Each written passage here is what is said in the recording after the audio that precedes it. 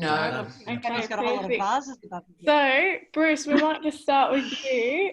So, Yep. obviously you think that Alpine Grazing should be allowed being a cattleman, but do you want to just talk on that a little bit about why you think it should be allowed to make a return? Well, I suppose we still run our cattle in the state forest area. So we've still got our state forest licence. As everyone knows, we lost our national park licence in 2005. So it's just a bit of a, I feel that we can, without our experience and being out the bush for 100 and something odd years or whatever, it's important to keep that tradition and culture going. We do know the bush pretty well because we're out there that often, that it's important to keep the cattle with fuel reduction grazing and fuel reduction burning. We can sort of try and reduce the fuel load of the fire. Is one of the things that I suppose we can start the ball rolling with that. Is that sort of started off a bit? Yeah, okay. Yeah.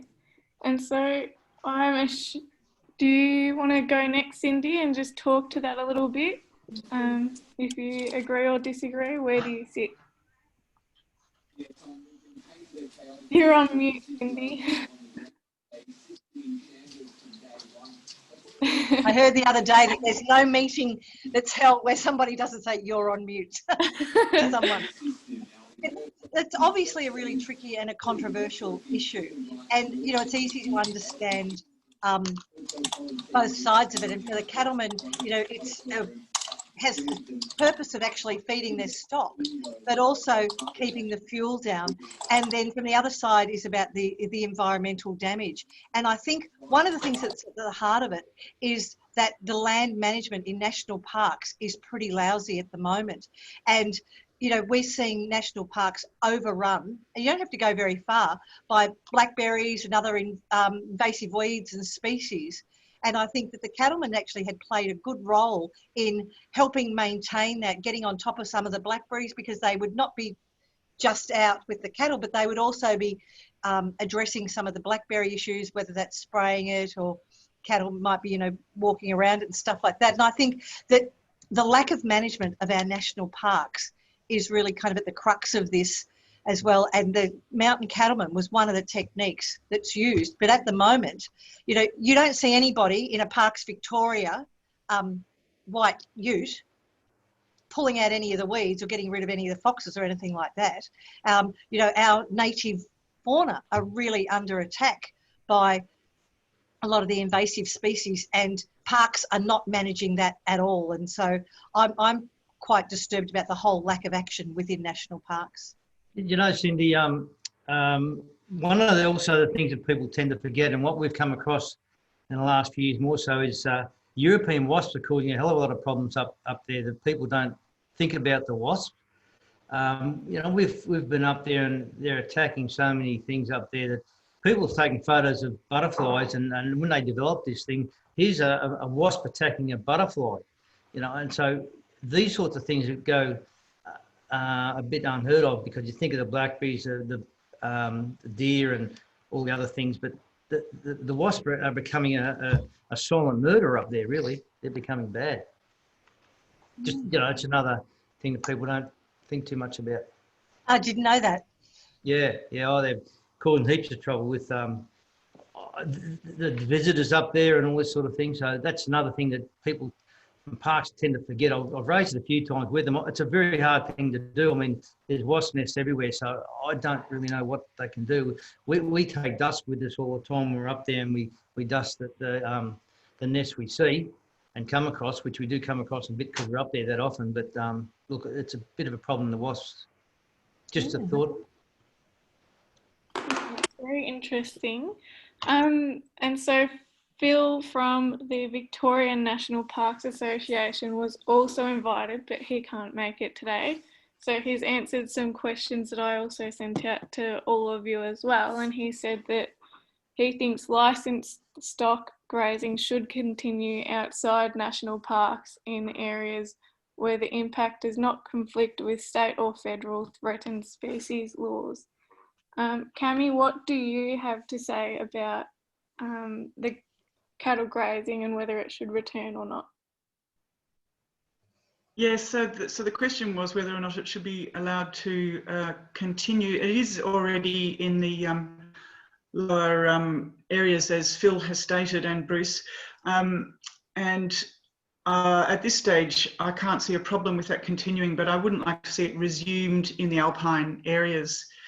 That's my opinion at the moment. I've been researching the damage caused by all hoofed animals up there, and obviously there are still hoofed animals up there in the form of deer, pigs and horses. So I don't really see how there can be any merit in adding cattle to that mix when there's so many problems to be dealt with by management, as Cindy's pointed out, and Bruce. And there's a lot of stresses happening up there, especially with climate change as well. And I can't see that just adding more of a stress item, which is what cattle would be, can possibly help. We have a lot to do up there, and adding cattle to that issue is not helpful. Yeah, okay. That's very good points you make there. That's talking about the alpine areas. Pardon? Yeah. That's the Alpine National Park area, Kammy, you're talking about, really? Yeah. That's true. And I did ask Samantha for a clarification here, and we're talking high country only, is that right? Yeah. High country as in forested areas, or high country alpine grazing? What's the definition of our conversation? It's just where they were taken out of in 2006. The parks? Yeah. The state parks? Yeah. Okay, yeah. I'm happy to be involved in that conversation and contribute aspects to it. For example, I think cattle actually contribute in some ways to fuel loads. They push small trees over and they knock branches off. The small trees and the branches do hang around and dry out and become fuel load. And all the leaves dry out that are knocked off.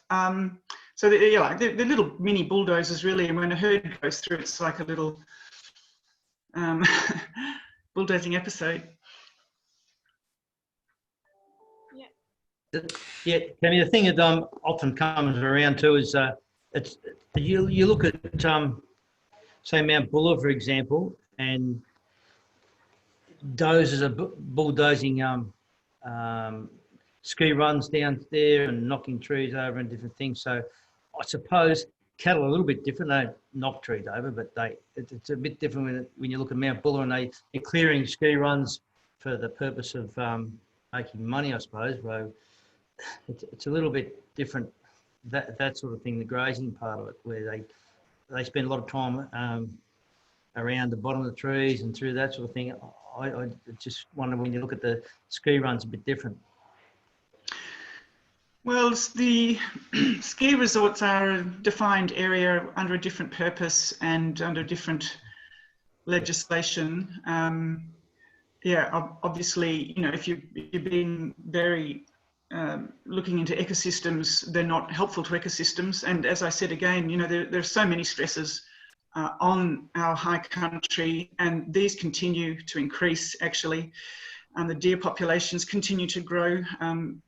Weed infestations, as Cindy highlighted very clearly, the lack of action by Parks Victoria. These stresses just keep growing and growing. And our job into the future really is to try and reduce these stresses and allow natural ecosystems to resume as much as possible. Am I able to make some comment, Sam? Yes, I was just about to invite you to do so.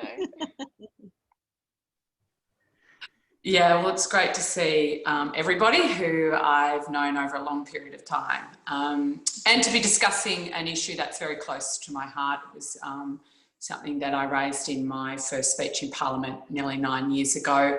Obviously, we got rid of our leases in the 30s, but we've been high country cattlemen since my family arrived in Omeo in the 1850s. So fully support the cattleman's position, always have, always will.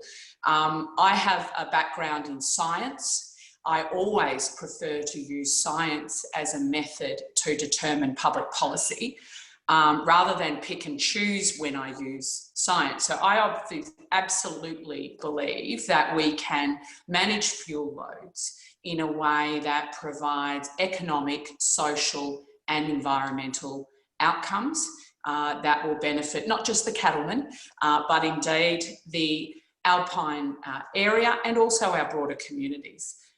This is a cultural practice. It's been recognised as thus, and we need to make sure that Indigenous Australians, cattlemen, those who have a deep and abiding connection to country are able to continue to operate. So I would look forward to a day where we can, in a controlled, well-managed manner, get cattle back into the high country. I think Kammy makes a great point. You know, high country, thanks to the failure of state Labor governments to really control feral pests and weeds, is overrun with deer, with foxes, with pigs. And I'm a deer hunter. You know, I'm wanting more access into these areas for people than less. And I would argue that there are strong and powerful forces that are city-centric focused that want to really shut up national parks, shut up public, rather than open it up so that we can get serious about feral pest management, get serious about weed management, and also enjoy public land for social good, which I think is often underappreciated. I was going to say, you know, the worst neighbour for any farmer is a state Labor government with the backing of the Greens. It's a lock up and leave approach. And you ask any, not just cattlemen, you ask any farmer that borders public land and just the laissez-faire, shall we say, approach to land management over time by government is absolutely appalling. And it is the local producer that is paying the price of being having to shut down their sheep operations because their lamb mortality rates are so high because of the wild dogs. Cindy mentioned, you know, blackberries, etc., the weed issue, and obviously we've got the environmental damage being caused by those hooved animals. So I think it's about getting management right. I mean, we're a clever species ourselves. We can use science appropriately in a way to reach that triple bottom line. Yeah, okay. And so with that in mind, do you think that Alpine grazing would have somewhat reduced the devastation of the black summer bushfires that we've just seen earlier this year? 100%. And for a variety of reasons. It's just not the cattle themselves moving through the environment. You know, I reject Kammy's proposition that, you know, where they cause, you know, more environmental damage than actually a bushfire, because that's actually what we're looking at reducing the impact of. So not just their grazing, but the fact that they're actually in the park and we're having to manage that means tracks are more likely to be open. There's going to be more human eye contact about what the bush is looking like on the ground, what the fuel loads are, that intelligence being fed back into Parks Victoria's management systems, etc. So there's a whole lot of side benefits, if you like, of having not just the cattle, but the cattlemen themselves and their eyes and ears on the ground, getting that intel back into the management system. You know, I think the way we've managed forests, you know, state governments are going to have to take responsibility for poor land management practices, for listening to, you know, Adam Bandt, Richard Di Natale, all their cronies in Brunswick and the like, in Melbourne, telling them how to manage our land and our forests. I mean, Bruce and his family are the ones that live there, and it's been part of their livelihood for generations. Indigenous Australians, our local Indigenous people know how this country works, knows the importance of appropriate land management practice, fire stick burning, etc., and working hand in glove with an appropriate cattle management plan, I think is the way to go forward. Yeah, Bridget, sorry, Sam. One of the things we've found over the years, we get on really well with on the ground with the parks ground people and the DELP people. It's a great working relationship. It's just as you climb that ladder, that's where we find issues with them. You know, they understand the land, we work with them. It's just when you get up further up the ladder that we run into issues with DELP and parks sort of thing. And but on the ground, we have a great working relationship with them. And the stuff that's done out there that higher up probably don't know about, we work together to do some tracks and clear things and just work really well with the local government. But there's not enough money and effort, like you said, put into that from higher up. So it does become a bit of an issue there. And I think we feel. Sorry. You're gone.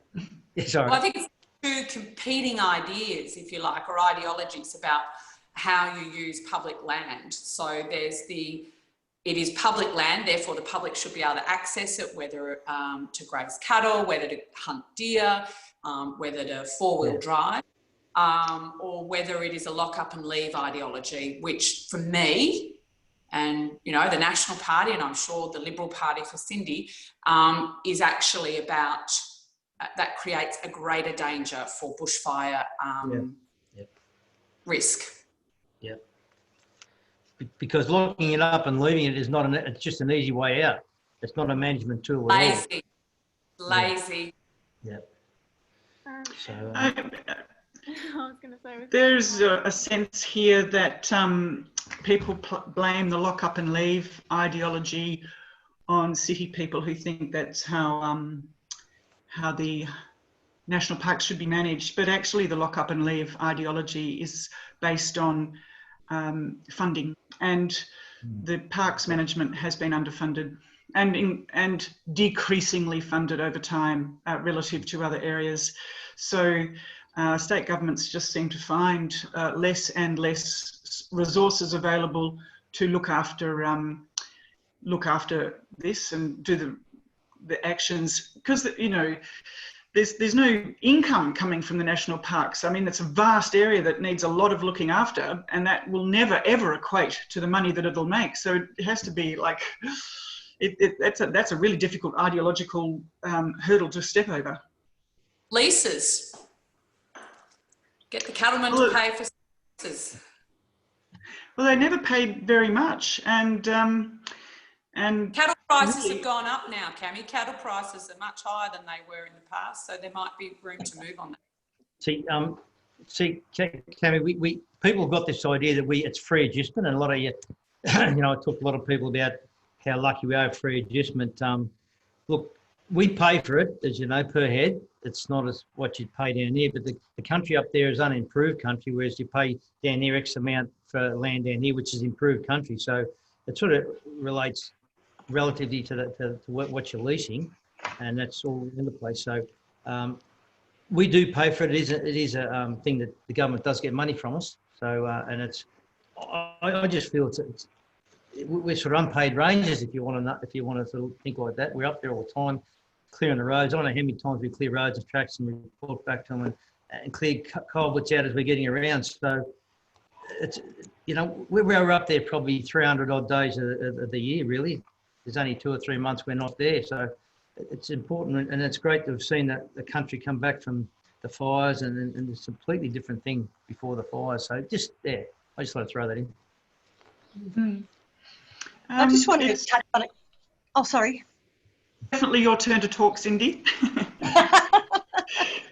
Look, I want to touch on a couple of points that have just been raised here about the lock up and leave it approach, because I think that has been extremely detrimental to our parks. And I certainly appreciate what Kammy's saying about the funding. And Victoria's finances were shot before the bushfires in January and before COVID. We were already heading south and they were in negative territory, and they had tripled the debt over a 2-year period. So I really worry about what you know, in the scheme of things, what's going to be left to invest in parks? Because, you know, they're going to struggle to pay, you know, to keep the lights on in some areas. And so this is something that we should all be concerned about. And the lock up and leave it approach, you know, I see gates everywhere, big silver gates locking out, you know, every man and his dog from public land. And it's very frustrating. And a lot of the bush users have really jumped up and around about this. And what Bruce was saying about, you know, they're an extra set of eyes, they're rangers, the mountain cattlemen are like having the additional rangers.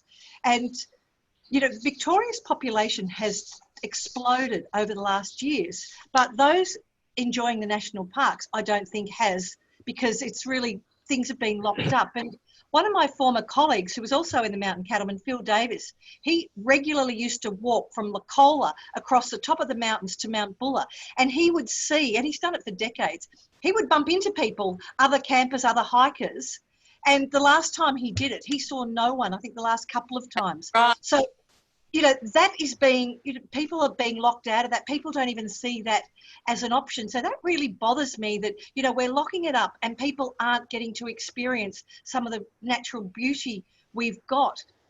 And Tammy talked about allowing the natural ecosystems to take over. And I love that concept. But while we've got all of these unnatural invasive weeds and animals, you know, if you lock it, you can't, the natural ecosystem is not going to recover because these invasive species are just, you know, take over. And at the moment, I think there's some, I forget the numbers, you know, well, let's look at the deer. I know the numbers for one brumby. There were 300 sambar deer for one brumby. You know, like extraordinary numbers. There are thousands and thousands of deer there. And the damage that the deer do, you know, is really quite profound. And that is an area that really needs to be looked after too, because, you know, us as a family, when we go interstate, internationally, I hadn't kind of realised it till I thought about all our holidays. We spend an awful lot of time in national parks and we hike. We don't camp, but we hike and go, and it doesn't matter where it is. That's something that we do as a family.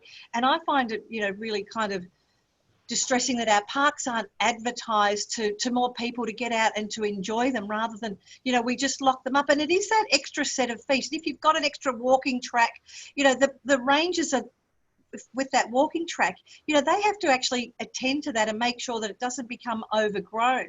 And at the minute, so many of those tracks are becoming overgrown, and it means our fire access is limited as well, which is what we've seen in parts of New South Wales. No one could get in there to help put out these fires, so they've got to burn. And we saw just such destruction of not just the forest but the animals, and those awful visuals that we saw, because we can't get in there and attack it. And you have a look at that damage and how the outrage of people about what it's done, but you know, how you tackle that now is just even all the more difficult. And that really worries me, because, you know, I'm a great believer in, as I said, in national parks. And I just want to, you know, I talked about this in Parliament a couple of times, and the member for Melbourne, one of the members of the Greens, she said, oh, well, the member for Eildon says, that there are blackberries 3 metres high. And I suppose, well, we have to, I mean, she can't be lying. She must be telling the truth. And I thought, you don't even get out there into the national parks to see and to actually experience and understand and know what's going on. Now, if she did that, you know, I would be a lot happier that she could understand some of the issues from those that live in the area's point of view. But while that they scoot up to Talangi, is the only place they go because it's just out of Melbourne, and they don't really get to see the problems in the national parks and the lack of management at the moment. And I think that that's an opportunity that they really need to get out and have a look at. Yes, Cindy, sorry.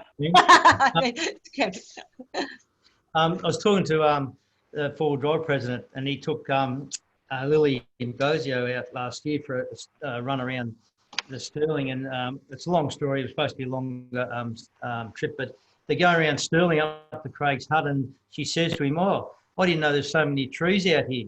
And she's our Environment Minister. And he said, I couldn't believe it. Yep. So it just... Believe. I've heard that. I've heard that. Yeah, I can't, you know. So what do we do? Cindy, I suppose that's a wonderful opportunity for you as the as the state representative for this area to organise some way of introducing other politicians to your area and providing them with some kind of a guided tour, a trip up into the high country or something. Question is, of course, who ends up paying for it? I suppose the taxpayer, and then you know, the public purse will be too tight to enable that. But gee, what a fantastic idea that would be. Actually, I'm thinking that might be something I could pursue. Yeah, I'll be in. And, you know, it doesn't have to cost a lot. We could actually camp. I'll start with a member for Brunswick. He's not a bad bloke. I like him.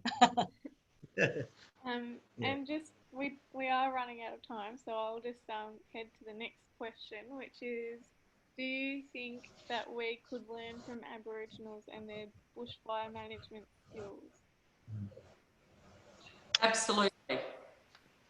Yeah, we've Sam, we've been working with them for a long time, and Victor Stephenson's been down here, and he's been working with us for in different parts of Victoria.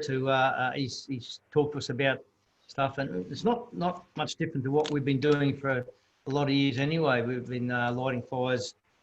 I remember as a kid with my grandfather lighting fires on the way out with cattle, and it burned 3 or 4, sort of maybe 100 hectares, something like that. And the next year we do it later, but we can't do it now, obviously. But it's something that we've been doing for a while and working with them. We can do that easy. Yeah. Yeah, I do agree with that. I think that science is it's a shortcut. Science is a shortcut for trial and error, and the Indigenous people over thousands of years lived by trial and error. So I think science and Indigenous practices can definitely come together and definitely need to be shared and working on this together. Yeah, I completely agree. I think Victor's done an amazing work. He's not an overnight success. You know, he's been at this for 2 decades, and the National Party, through Melina Barth, has been really highlighting how this practice, using local knowledge in an appropriate way, having a deep understanding of the local ecosystem, can actually assist us with fuel reduction.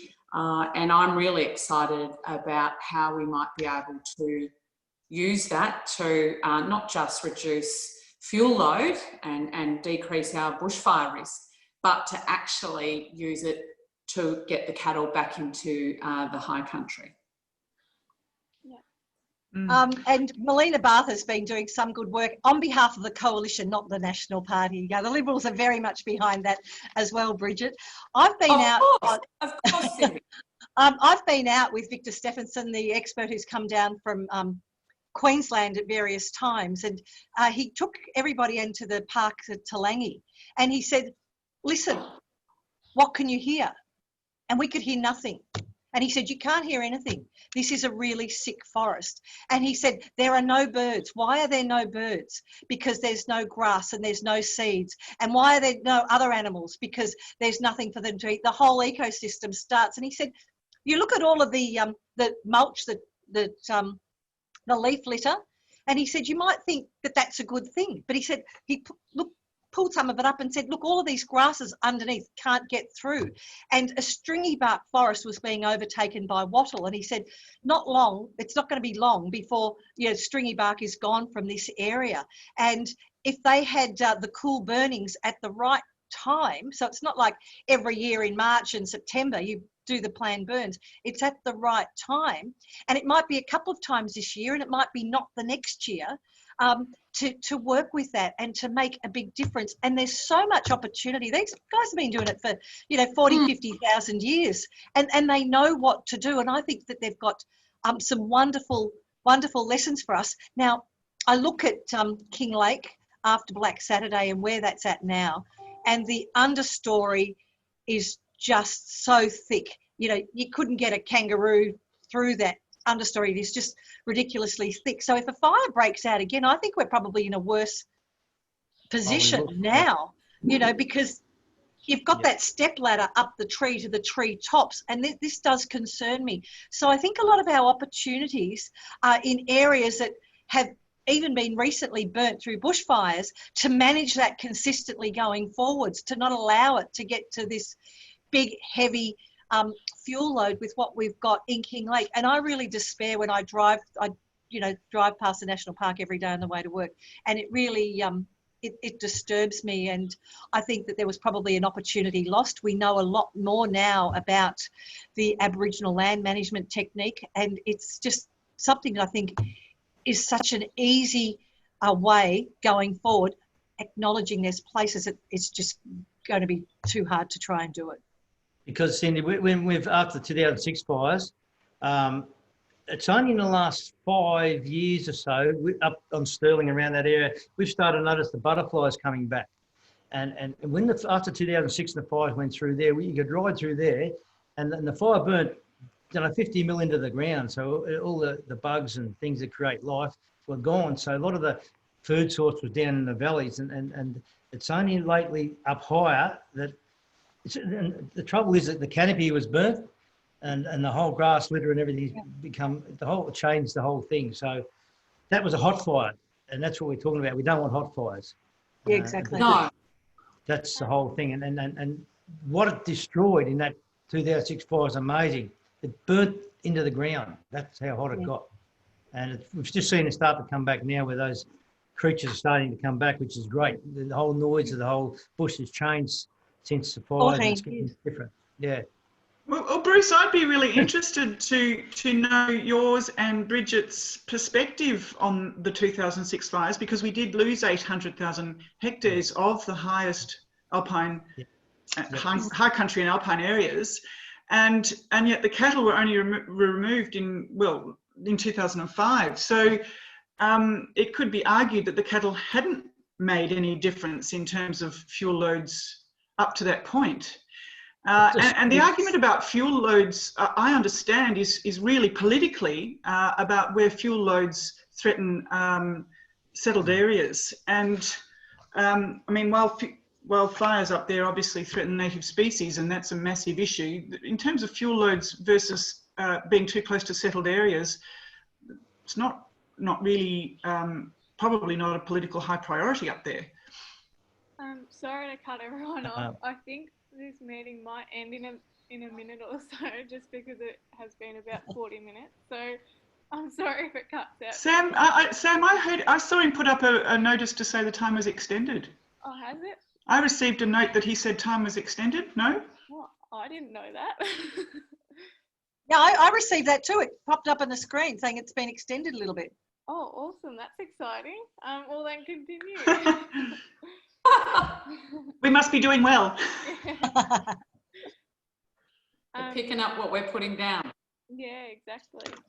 And so just on that, the cattlemen have claimed that cattle grazing is the only way to reduce bushfire loads in a fragile high altitude area.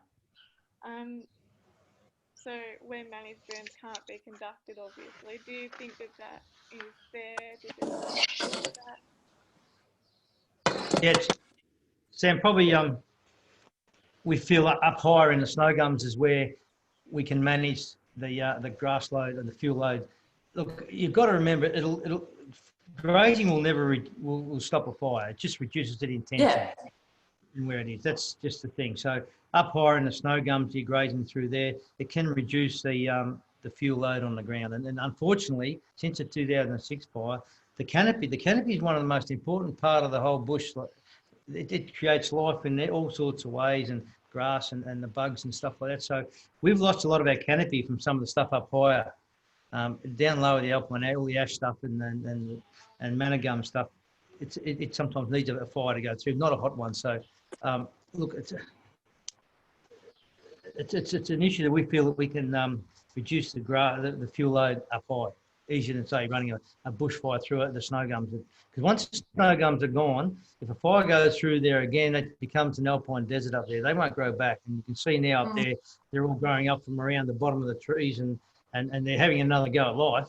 But if we get a fire through there and the alpine, the snow gums are gone, that's an alpine desert. That's what we'll be seeing, and I don't want that for our future family to see. And that's important to all of us, that we keep that happening.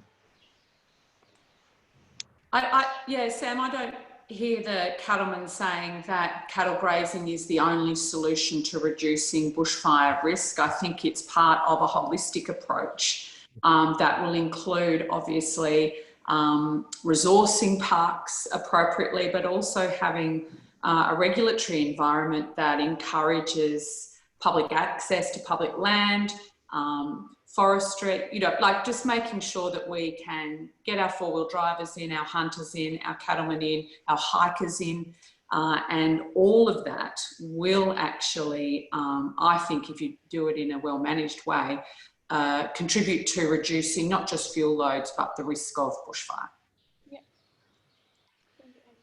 Cindy and Bruce, do you think there's any potential for calling on volunteer armies to be invited from anywhere to come up and help in some way? Because you've talked about your incredible work with the blackberries and the wasps, and there's so many other things that just needs human labour in situ to actually do something to address the gradual damage that has accrued up there. Could this be a popular program that could be run by MCAV in association with Cindy and VNPA, where people are invited to come and connect, be involved, camp, and get a sense of ownership and care for their national parks? We've already done it in a few different spots, Kammy. There's one place over, we talked with the Delp people over at Gippsland only 2 weeks ago. We had a meeting with them, and there's a very badly burnt place over in the Gippsland now, up sort of, it's up from Bairnsdale way, and we've offered our services, and they're coming to grips with the same thing they suggested. They've got volunteer people that want to do stuff, and so we are sort of, it is happening in different spots where we are trying to get our members and that to sort of replant trees or whatever it may be. So it's already happening in a small way. We've started to do that, Kammy. So we hope in some way to improve that and develop that into other parts of Victoria and High Country, probably anywhere really, in New South or wherever. So it has been happening. We've had talks with Delp, yeah.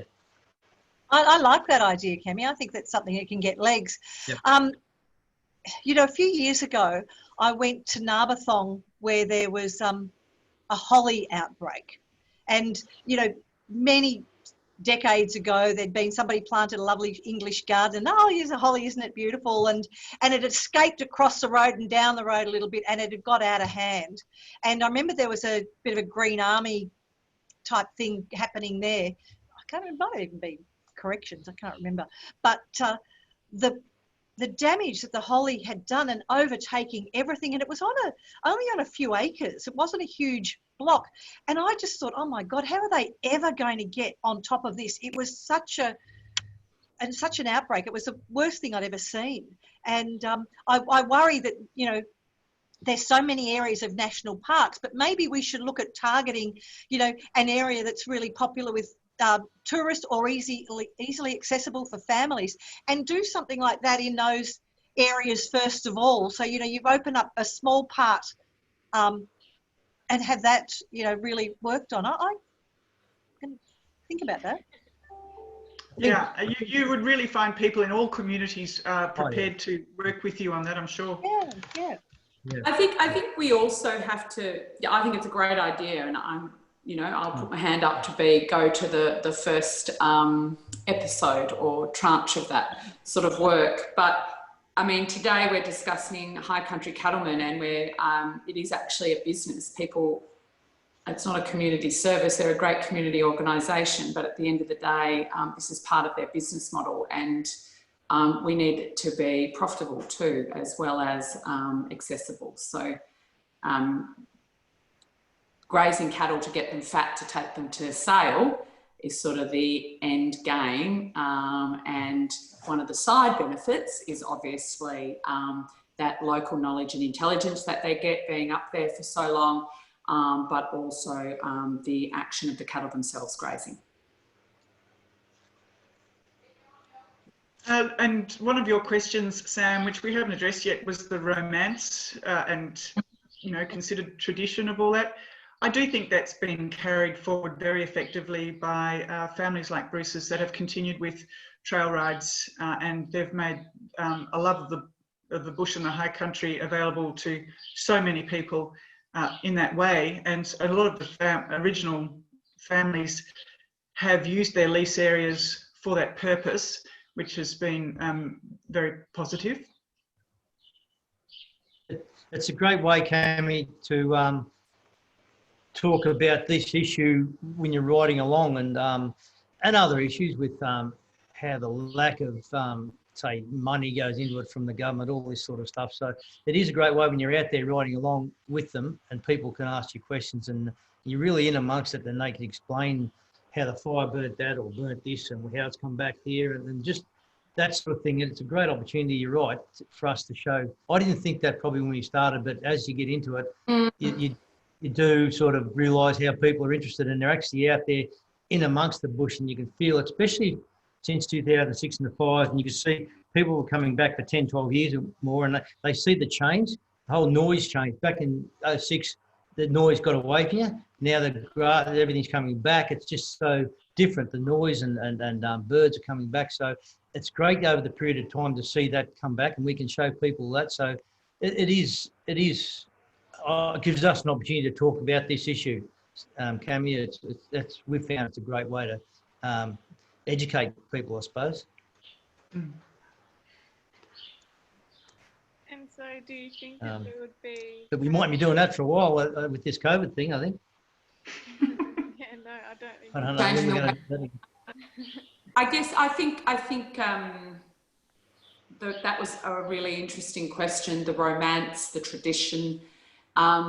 It's one of the things under the CITES regulations, which is an international treaty around protecting habitats and threatened species, but also cultures. And I think the high country cattlemen do have a case around that to be recognised as a cultural practice. As I was saying, just my own little family's experience, and we haven't been in the game for, 90 years, 70 years, but for people who did start out mid 1800s, this is a cultural practice that's older than our federation, and I think that's something worthy of respecting, celebrating, and protecting. It's less about a Hollywood romance, but more about getting serious about understanding in Australia we do have traditions and cultures since white settlement that are worthy of remembering and making sure we respect and celebrate. Look, I can see that, but in the 1850s there weren't many people here, and in fact Victoria was only founded in 1835. So what you have now is millions and millions more people who feel no connection at all to the high country, and so it's probably not that relevant. And what would be relevant is what Bruce is talking about, is getting people up there to have a sense of connection and maybe even a sense of ownership, so that they feel the same way about their high country as your family does, Bridget. I think it's two different questions, Kammy. I don't think just because we've had a boom in population, we're now a country of over 27 million people, that we don't actually respect traditions that really founded our nation. I mean, you look at the respect we have for our Anzacs and their contribution and their spirit's contribution to the country we are today. I think that the high country cattlemen, our pioneers that went out into Western New South Wales and Western Queensland, opened that country up. I mean, I think we should be celebrating this. And I think it is not a bad thing that our newer arrivals have an understanding and appreciation of what makes Australia so open, so fantastic as a country. It is that spirit of our first pioneers that we've built our successive foundations on, that allows us to be one of the most successful multicultural nations in the world. It's those cultural values of our pioneers, of which the high country cattlemen are one group. And if we don't celebrate that, then it gets very lost over time of why we are the nation we are and why we hold fast to the institutions, values that we do. I love that. I love that idea too. And you know, 30 years ago, that was really, really important to me. But I have to say that the world's changed over the last 30 years. And in fact, a lot of those values that you're talking about are now under question by new research into how our colonial people behave towards Indigenous people. And we want to work with Indigenous people now. It's just a whole construct that is perhaps a romantic view of the past and not necessarily relevant as a romantic view of the future. Kammy, can I just put it on the public record? I absolutely reject the notion that celebrating our pioneering past and our great pastoralists is somehow condoning illegal and inappropriate, completely inappropriate behaviour towards our Indigenous people. But for you to say therefore we shouldn't is equally as wrong, I think. Oh, no, I didn't say we shouldn't. I was just saying that it's becoming complex and needs to be looked at in a different way, perhaps. I think when I look at what the kids know about our history, because we have a very long Indigenous history, and it's no secret that those guys, warred with each other as well. And then we had the white settlement, and we did have the explorers. That happened. The treatment of Aboriginals was deplorable. When I look at Corandurk down near me, it's horrible to hear some of those stories. It happened, and we can't ignore that. Yeah. We had the pastoralists. It happened, and we had some great things about that. And I think it's important that as we educate our kids, that they understand all of these things, the good, the bad, and the ugly, that have happened in Australia. I don't think there's any countries or any tribes or anything that have got a glorious history. Everyone's got something to be celebrated, and we should be doing that. And at the same time, we need to get kids out of the city. I was horrified to hear from a school principal in the Upper Yarra that they were taking the kids on an excursion, and they went past Chirnside Park, half an hour away, and kids said, "Oh my God, what's that?" They hadn't even been out of their own backyard. Now, some of the kids in the Upper Yarra have got outdoorsy, like it's all around them, but a lot of the kids in the city, they don't know this, and outdoor education and understanding what we've got out there, that you have these great national parks that you can go and explore and camp out and do something, it doesn't even have to be roughing it now. You've got all these glamping things, all these great opportunities to bring people to the bush and to understand our past. And if they go out with Bruce and they see that the way that the trail rides are conducted and where they go and hear a little bit of the history, I think that is, a terrific thing. And when I was on this international hookup the other morning, when they were talking about agriculture, in other countries, they were saying all of a sudden people started to work out that farming was connected to the food on the table. And for a lot of people, they hadn't even made that connection. And you think, God, we've got a lot of explaining to do to kids, not just about our histories, but also about producing foods. And I think that there's room for us to do that better. Yeah. Does anyone want to? And a shadow education minute is something I'm looking at.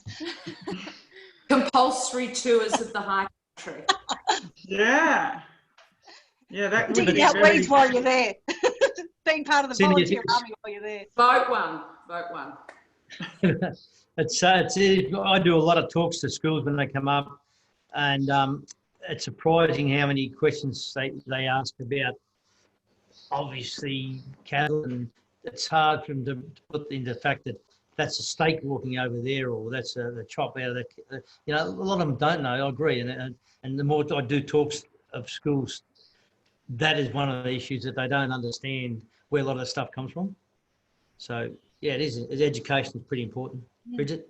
We've got state premiers who don't know where their food comes from on the border at this stage. So hopefully it's We're not alone out here. No. Even pulling a carrot out of the ground. Yeah. You know, I know some preschools, when they make soup for the kids, they start from complete scratch. They don't cut anything up beforehand. They want the carrots with the so the kids can see that carrots aren't just a frozen packet in the supermarket, that this is what they, you know, they've started at. Or peas, you know, you shell the peas so that they see this, because, you know, the kindergarten tells me that the kids don't know this. They don't see that in the home. And somebody who cooks from scratch, that's kind of like, wow. Well, I heard of an agricultural science student, you know, who's really interested in the beef industry, asked his lecturer, you know, when are we going to learn about abattoirs and the food supply chain and export opportunities, and was told by this, in agricultural science, he's not in some, you know, animal ethics group, that we don't discuss abattoirs in this course because we might offend some students. And it's like, you cannot get in the food production business if you don't understand life cycles. I don't know. Anyway, there's a whole lot of areas of improvement, Cindy, in the education system. Sam, I was going to suggest that you might get us all to finish up with a sort of final departing statement. Yes, that would be awesome if you could. Just about, you know, summarise what your thoughts are at the end of this forum. So, do you want to start us off, Kammy? Yeah, look,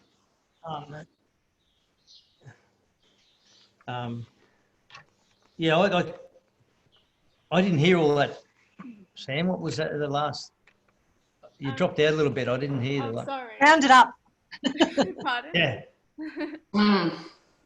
So if you guys just want to do like a statement to wrap things up, I'll go through each of you. I thought Kammy could start, just to summarise her thoughts on what she feels now at the end of this.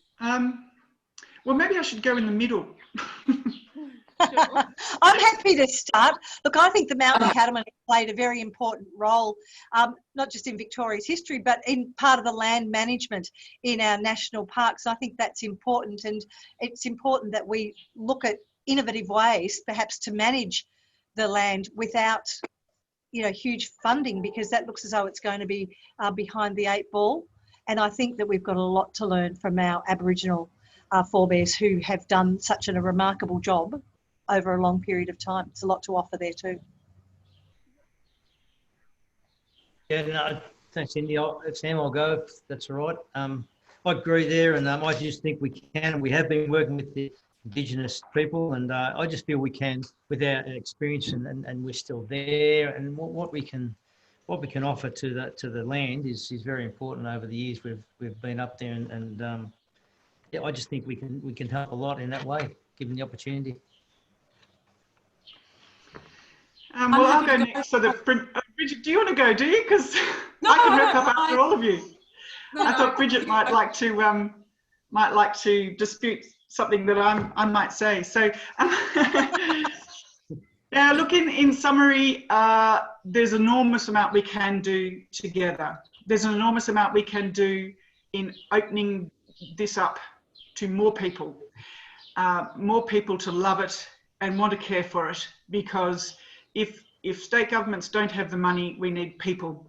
And but at the same time, I can't see any of this justifying cattle back up onto the Alpine grazing areas.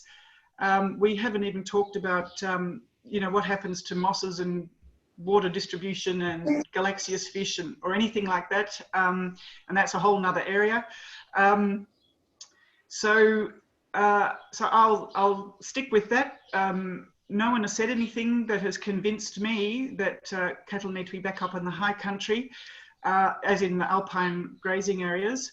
But I can see that we are all on the same page in terms of wanting action, wanting to fix all the problems that are occurring up there, and also in getting people to love it and connect with it.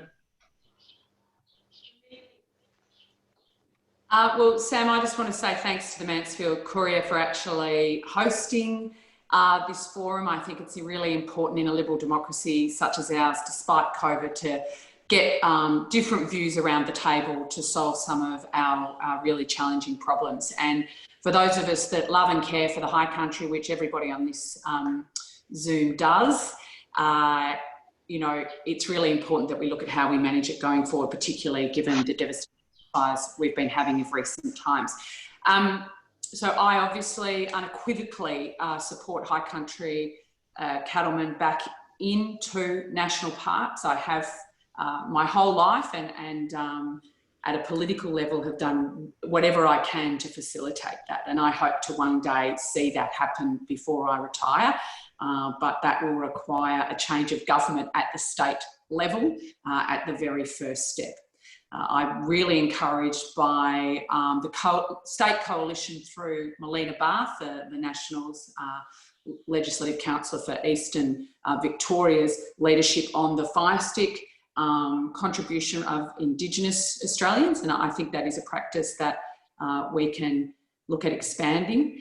And really, to Kammy's point, absolutely, we need to get more people feeling connected to our Alpine National Parks, not just as an environmental asset, but as public land, a public trust from government and the Crown to the people, which has not just environmental benefits, but significant economic and social benefits for all Victorians. Thank you. Thanks so much for coming along, guys. I've really enjoyed having this chat. Does anyone else have anything else that they would like to finish off with before we... Thank you, Sam. Good, and congratulations on completing your cadetship. Thank you. Thanks, Sam. Thank you. See you, everyone. Bye. Thank you very much.